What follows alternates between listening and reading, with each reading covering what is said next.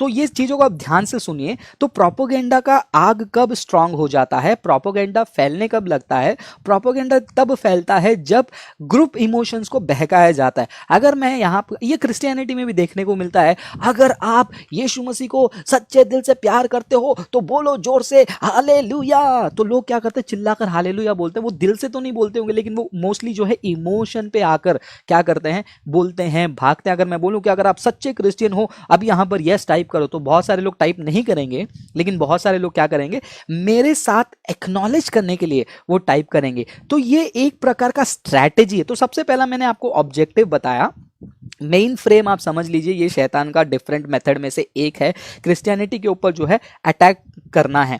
अब दूसरा, ये काम किससे करवा रहा है, फ्रिंज एलिमेंट से, जो धर्म के नाम से बहुत ही उतावले रहते हैं, उनके थ्रू। एक YouTube वीडियो है, मैं देखता हूँ उसको, लाइव चैट में मैं पोस्ट कर सकता हूँ क्या उसको, आप देखने की कोशिश कीजिए। आपको मैं जो मॉब मेंटालिटी या फिर हर्ड मेंटालिटी के बारे में बोल रहा हूँ, काफ़ी कुछ जो है आपको समझने में आसानी होगी।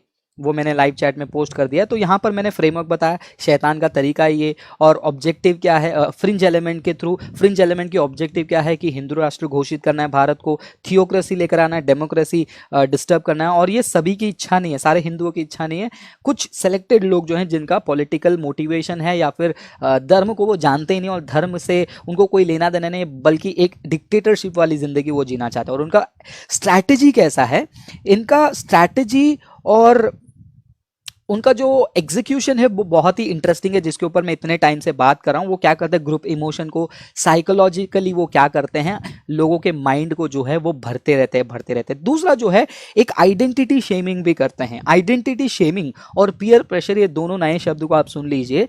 ये आइडेंटिटी शेमिंग और identity sorry peer pressure, identity shaming और पीयर प्रेशर दोनों का मतलब ये है कि अगर एक हिंदू वो क्रिश्चियन पेज में जाकर गाली नहीं दे रहा है, या फिर एक हिंदू क्रिश्चियंस को कन्वर्जन वाले करके बोलता नहीं है, तो दूसरा जो जो जिसके अंदर वो आतंक का जो आग जल रहा है कि भारत देश को बिगाड़ना है, वो क्या करता है, उसको आइडेंटिटी शेमिंग करने लगता है। तू कैसा हिंदू है, शर्म नहीं आती है, तुम जैसे हिंदुओं पे तो शर्म आनी चाहिए कि तुम लोगों की वजह से भारत देश इस हाल में है। तो ये बंदे को क्या होता है, साइकोलॉजिकली अफेक्ट होता है, और वो अपने आप को जो है वो स्थान में नहीं डालना चाहता है जहां पर वो खुद के लिए एम्बैरेसमेंट, खुद के धर्म के लिए एम्बैरेसमेंट ना बने और देश के लिए एम्बैरेसमेंट ना बने।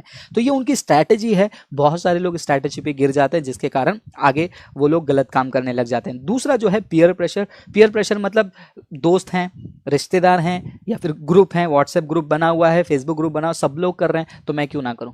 तो ये जो है एक स्ट्रैटेजी है इन लोगों का। अब ये स्ट्रैटेजी को ये लोग एग्जीक्यूट कैसे करते हैं, वो जानने से पहले ये जो प्रोपोगेंडा है थोड़ा सा उसको हम डिफ्यूज करते हैं। तो यहाँ पर ये जो प्रोपोगेंडा है, ये प्रोपोगेंडा हिंदू खतरे में है, इसको डिफ्यूज करना बहुत ज़रूरी है। इसको डिफ्यूज करने के लिए हम क्या कर सकते हैं, इसको डिफ्यूज करने के लिए तो चलिए हम एक छोटा सा काम करते हैं। डिफ्यूज करने के लिए आपके सामने स्क्रीन में जो है मैं एक चीज़ आपको दिखाता हूँ, सेंसस ऑफ इंडिया। ठीक है, स्क्रीन पे आ गया जी, सेंसस ऑफ इंडिया, censusindia.gov.in में चले जाइए। वहाँ पर जो है लास्ट जो सेंसस निकाली गई है, देखिए यहाँ पर जो हिंदुइज्म का जो वर्ल्ड पॉपुलेशन का काउंट दिया हुआ है, ये मेरा डेटा नहीं है, ये गवर्नमेंट का डेटा है। तो कोई मुझे ये नहीं कह सकता कि फ्रांसिस तू कुछ भी गलत चीज़ें बोल रहा है। तो ये ऑथेंटिक डेटा मैं आपको बता रहा हूँ। तो देखिए यहाँ पर हिंदू, उनका जो काउंट है वो है 80%, मुसलमानों का जो काउंट है वो है 13%। आप कॉलम देख लीजिए, ये ज़्यादा जूम नहीं हो रहा है, थोड़ी सी जूमिंग में दिक्कत आ रही है, 200% गलती से किया मैंने, नहीं करना चाहिए था मुझे। ठीक है, यहाँ पर देखिए हिंदू, इनका जो पॉपुलेशन है, जनसंख्या है वो 80% है, मुसलमानों का 13% है, और क्रिश्चियंस का जो है 2% है, और एक आर्टिकल में मैंने देखा कि क्लोज टू 3% है। चलिए 3% मान लेते हैं, और ये जो है 80% मान लेते हैं। ठीक है, अब ये देखते हुए आपको मैं एक सवाल पूछना चाहता हूं कि कौन से एंगल से आपको ये प्रोपोगेंडा सही लगता है कि हिंदू खतरे में है और क्रिश्चियंस जो है उनके धर्मांतरण से जो है हिंदुइज्म के ऊपर इम्पैक्ट डालेंगे। मैं छोटा सा आपको एग्जाम्पल देता हूं। मान लीजिए एक कमरे में जो है 100 लोग हैं। ठीक है, एक कमरे में 100 लोग हैं, 100 में से लेट्स से 7 लोग हिंदू हैं, सॉरी 70 लोग हिंदू हैं, ठीक है।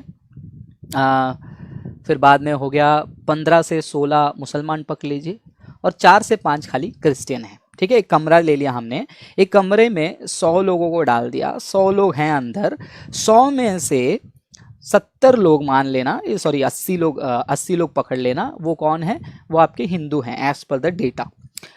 और उसमें से जो 15 से 16 लोग हैं वो है मुसलमान मान लीजिए, और बचे कितने, 3 से 4 लोग। अब वो एक कमरा एक देश के रूप में समझिए, वहां पर एक लड़ाई हो रही है धर्म को लेकर, ठीक है। धर्म को लेकर लड़ाई हो रही है, और उस टाइम पे धर्म की लड़ाई के टाइम पे यहाँ पर जो 80 लोगों का जो कम्युनिटी है, उस 80 लोगों के कम्युनिटी से एक आदमी ने जोर से चिल्लाकर आवाज लगाया और कहा कि ये जो क्रिश्चियन कम्युनिटी है, ये क्रिश्चियन कम्युनिटी से हम हिंदू खतरे में हैं, ये लोग धर्म परिवर्तन करने वाले लोग हैं, इन लोगों की वजह से हमारा रिलीजन खतरे में है।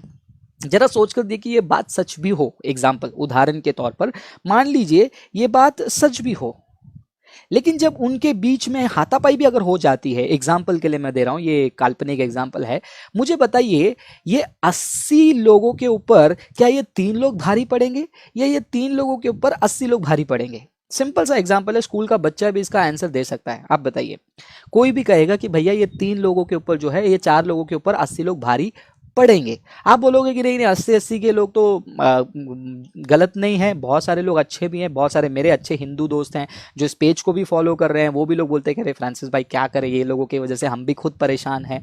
मेरे ऑफिस में कितने अच्छे हिंदू दोस्त हैं, वो लोग जानते हैं मैं ये सारे वीडियोस बनाता हूँ, वो लोग भी मुझे कहते हैं कि फ्रांसिस भाई आप सही, आपका बात तो सही, क्या करें, लेकिन ये लोग ऐसे हैं। तो आप समझ रहे हो कि मान लो 80 में से अगर 50 ने भी बोल दिया कि ठीक है भाई हम तुम्हारे चंगुल में नहीं फंसेंगे, लेकिन 30 लोग भी हैं, लेकिन अभी भी कैलकुलेशन देखिए 30 वर्सेस 4, यानी कि 30 4 पर भारी पड़ेंगे या 4 30 पर भारी पड़ेंगे। तो ये आप प्रोपोगेंडा को समझिए, जब तक मेरे हिंदू भाई बहन ये प्रोपोगेंडा को नहीं समझते हैं, तब तक आपके इमोशन को उछाला जाएगा, आपके हिंदुत्व के ऊपर सवाल उठाया जाएगा, आपको आइडेंटिटी शेमिंग की जाएगी, आपके आइडेंटिटी के ऊपर वैल्यू का चैलेंज किया जाएगा, और आप क्या करोगे, इमोशन में आकर आप क्या करोगे, तुरंत वहां पर एक्ट कर दोगे। रास्ते में चलते चलते किसी ने अगर हमको माँ की गाली दे दी तो हम क्या करते हैं, तुरंत रिएक्ट करते हैं, राइट। जनरल वे में बात कर रहा हूँ, तुरंत रिएक्ट करते हैं कि क्यों गाली दी तूने मेरे माँ के ऊपर। तो हम क्या करते हैं, वहां पर इमीडिएटली रिएक्शन मोड में चले जाते हैं, और बहुत सारे हिंदू भाई बहन इनके रिएक्शन मोड में पड़ने के कारण जो है आज बहुत सारे क्रिश्चियनिटी के ऊपर अटैक बढ़ रही है।